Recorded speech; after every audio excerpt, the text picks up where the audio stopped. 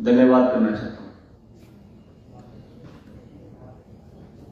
जैसा कि आप सभी जानते हैं,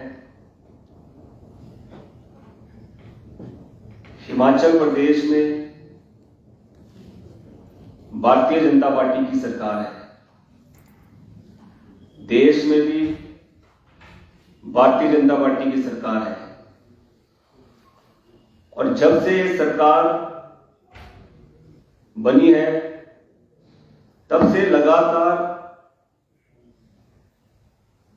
किसी न किसी मुद्दे पर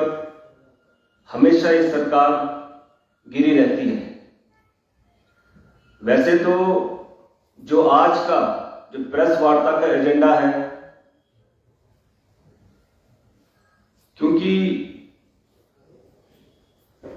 जिस एजेंडे पे आज हम बात करना चाह रहे हैं, जिस मुद्दे को लेकर आप लोगों के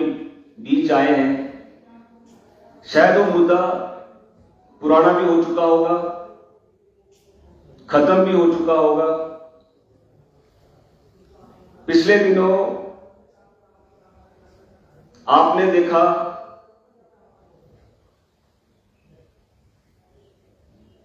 कोरोना काल के समय जितनी भी मौतें चाहे हिमाचल प्रदेश में हुई हो, चाहे देश में हुई हो, उसको लेकर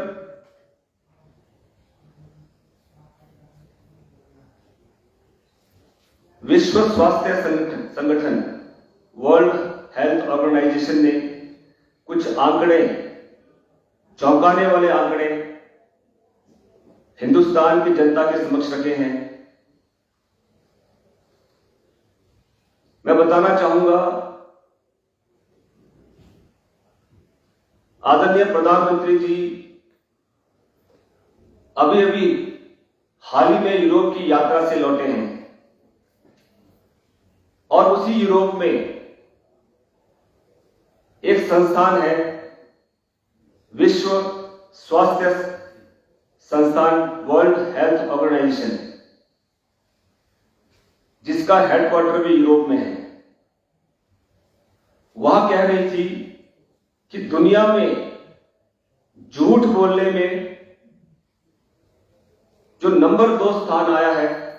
वो हिंदुस्तान का आया है। आप सभी जानते हैं, विश्व स्वास्थ्य जो संगठन है, जो संस्थान है, जिसकी प्रमाणिकता और विश्वसनीयता पर दुनिया का हर देश विश्वास करता है, पर मोदी जी कहते हैं कि हम इसको स्वीकार नहीं करते। कोविड की मौतों के मामले में दुनिया का सबसे झूठा डाटा जो सरकार ने दिया है वो बहुत ही चौंकाने वाला है। चौंकाने वाली बात है कि हिंदुस्तान तो दूसरे नंबर पर है, ये वर्ल्ड हेल्थ ऑर्गेनाइजेशन ने कहा है। हिंदुस्तान से पहले भी एक देश है जो नंबर 1 पर है, जिसने 11 गुना मौतों को बढ़ा चढ़ाकर बोला। मैं बताना चाहूंगा कि सरकार दावा करती है, जो भारत की सरकार है, जो मोदी जी की सरकार है, वो दावा करती है कि हिंदुस्तान के अंदर 4,81,000 कोविड से डेथ हुई है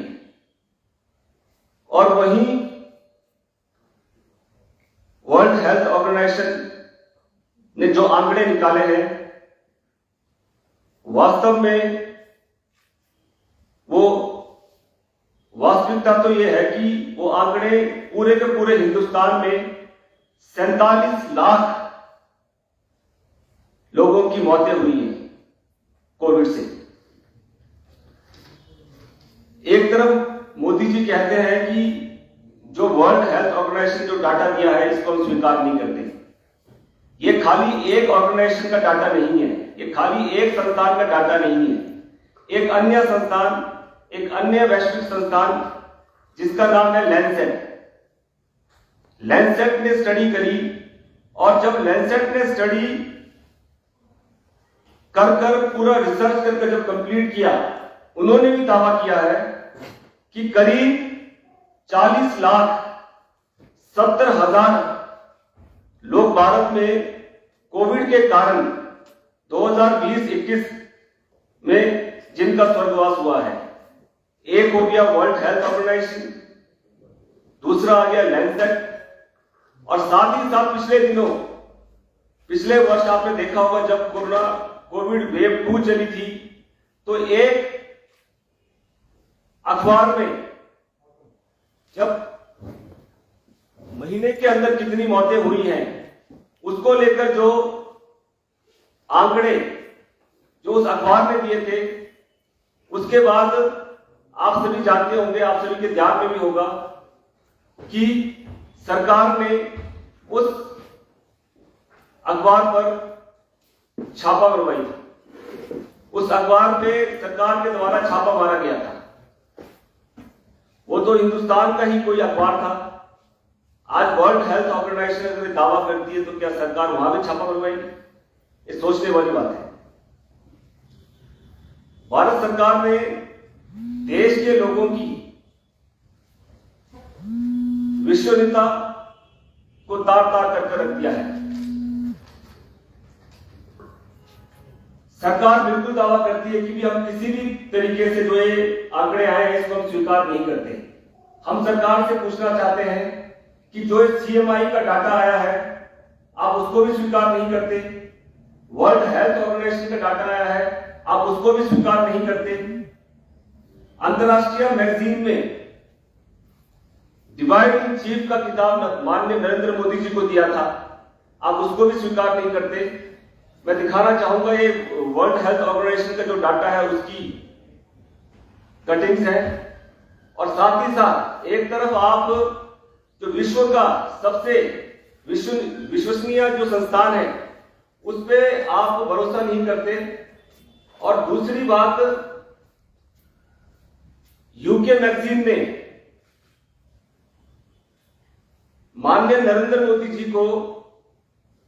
विश्व का सबसे पावरफुल पर्सन का खिताब यूके मैगजीन की तरफ से दिया गया था। ऐसे में इनके जो भक्त हैं, जो भारतीय जनता पार्टी के लोग हैं, चाहे जो भारतीय जनता पार्टी के नेता हैं, अगर यूके के मैगजीन में अगर एक खबर लगती है उसको एक पूरी तरीके से उसका स्वागत करते हैं, उसका विश्वास करते हैं, और दूसरी तरफ जो सबसे विश्वसनीय जो संस्थान है उसको स्वीकार नहीं कर रहे हैं।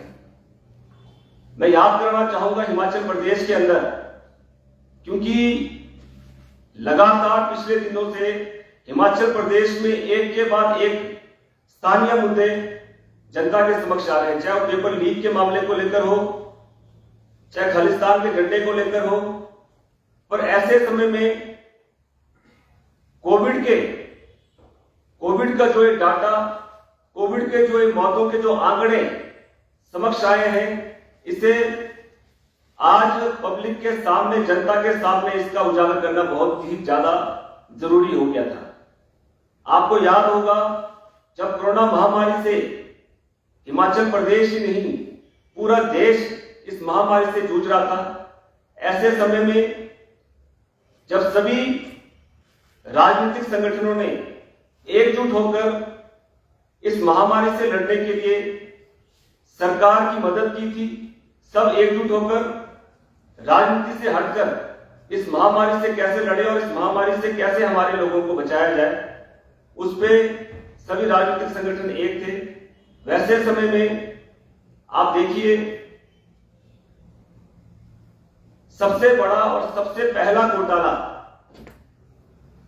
जो निकल कर आया वो हिमाचल प्रदेश के अंदर आया, और भारतीय जनता पार्टी की सरकार हिमाचल प्रदेश में है, और जिसने देवभूमि हिमाचल प्रदेश को शर्मसार करके रख दिया। हेल्थ डायरेक्टर को तो इस घोटाले के अंदर हेल्थ डायरेक्टर की गिरफ्तारी तक हुई। पीपीई घोटाला भी इस सरकार के सामने, और हिमाचल प्रदेश में हुआ सबसे पहला घोटाला जिसमें पीपीई किट के बदले रेनकोट तक इन्होंने बांट दिए थे। उस पर भी एसआईटी गठित कर दी गई। सरकार कहती है कि एसआईटी गठित कर दी गई, इस पे जांच हो रही है, पर अभी तक वो स्पेसिफिक अभी तक इसकी जड़ों तक अभी तक सरकार पहुंच नहीं पाई है, इसका कोई निर्णय अभी तक निकल नहीं पाया है। जैसे कि सरकार का काम है, जैसा हम पहले भी कह चुके हैं कि सिर्फ सरकार एसआईटी गठित करने वाली सरकार बनकर रह गई है। हिमाचल प्रदेश युवा कांग्रेस सरकार से मांग करती है, जो हमारी पहली मांग है, जो सरकार ने जो वादा किया था कि कोविड कोरोना काल में जिसकी भी मृत्यु होगी उसको 50-50 हजार कंपनसेशन दिया जाएगा। और दूसरा सरकार का बड़ा वादा था, जो कोरोना वॉरियर्स कोविड के समय सेवा देते हुए अगर कोई कोरोना वॉरियर मरता है तो उसको 50 लाख रुपए तक का कंपनसेशन दिया जाएगा, जो बिल्कुल एक जुमला साबित हुआ है, क्योंकि कोविड के केसेस हिमाचल प्रदेश में नहीं हिंदुस्तान में काफी कम हो गए और ये मुद्दा काफी पुराना हो चुका है। और सरकार शायद भूल चुकी है कि जिन परिवारजनों ने अपने घर के सदस्यों को खोया है, आपने उनको कह तो दिया कि भी 50-50 हजार कोविड के कारण जिनकी मृत्यु हुई है उनको कंपनसेशन देगी और कोरोना वॉरियर्स को 50-50 लाख दिया जाएगा। पर लगातार जब युवा कांग्रेस के साथियों के द्वारा इसकी जानकारी दी गई और तमाम जिन कोविड के कारण जिन परिवारों के सदस्यों की मौत हुई है उनके परिवार वालों से उन्होंने लगातार हमारे से संपर्क साधने की कोशिश की कि सरकार ने जो दावे किए थे, आप सरकार से पूछिए कि कितने कोविड के कारण जिन लोगों की मृत्यु हुई है उनमें से कितनों को सरकार ने अभी तक कंपनसेशन दिया है। तो हिमाचल प्रदेश युवा कांग्रेस सरकार से मांग करती है कि 50-50 हजार जो आपने रकम रखी थी कोविड के दौरान, जो आपकी कमियों के कारण, आपके मिसमैनेजमेंट के कारण जिन परिवार वालों ने अपने सदस्यों को खोया है, उसको बढ़ाकर सरकार 4-4 लाख का, कम से कम 4 लाख का कंपनसेशन प्रत्येक उस व्यक्ति के परिवार वालों को मिलना चाहिए जिन्होंने अपने घर वालों को खोया है। और साथ ही साथ दूसरी बात, जो 50-50 लाख का जो कोरोना वॉरियर जो लगातार आप देखिए सेवाएं दे रहे हैं, पर लेकिन दुख की बात यह है कि आज भी वो कोरोना वॉरियर्स आपने देखा पिछले दिनों जो आईजीएमसी के अंदर चाहे टांडा के अंदर जो इंटर्न्स हैं, जो लगातार वहां पर कोविड के समय जिन्होंने अपनी सेवाएं दी थी, वो आज जो सरकार का एक तुगलकी फरमान आया है कि जो प्लेसमेंट खत्म करने की जो सरकार ने बात की और डायरेक्ट वॉकिंग इंटरव्यू की जो सरकार बात कर रही है, उसको लेकर देखिए कि कोरोना वायरस के साथ किस प्रकार का व्यवहार सरकार के द्वारा किया जा रहा है। उसका भी युवा कांग्रेस पुरजोर विरोध करती है और पुराने सिस्टम से, जो पुरानी सरकारों ने जो प्लेसमेंट के माध्यम से जो रोजगार देने की जो बात सरकारें करती थी,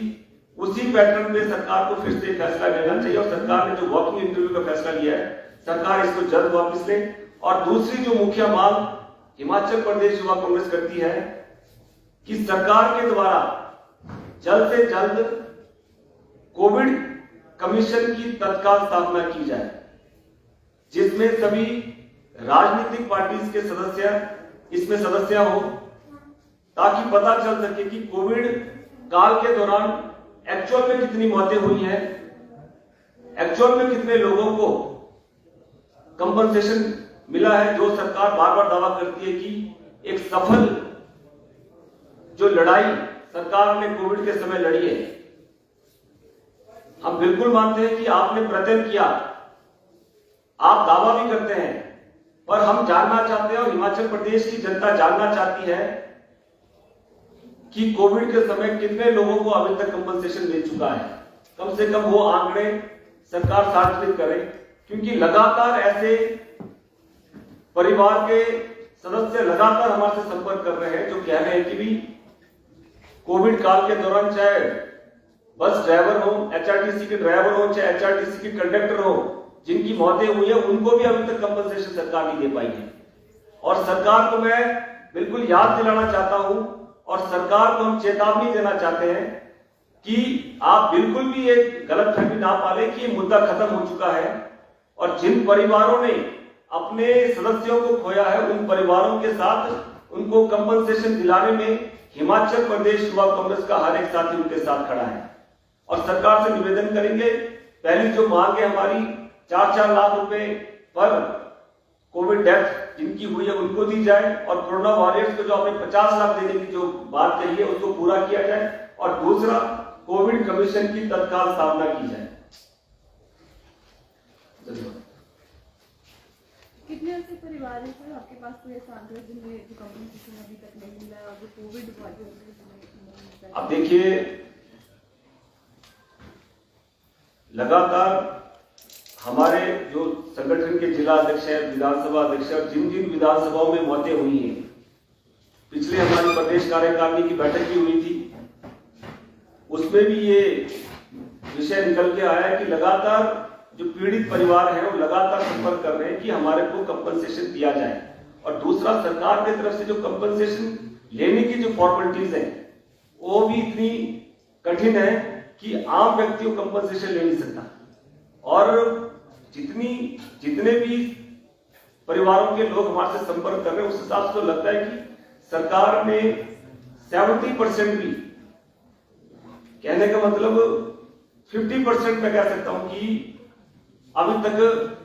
पीड़ित परिवारों को कंपनसेशन नहीं मिला है। अगर सरकार ने दिया है तो सरकार सार्वजनिक करे सबके समक्ष।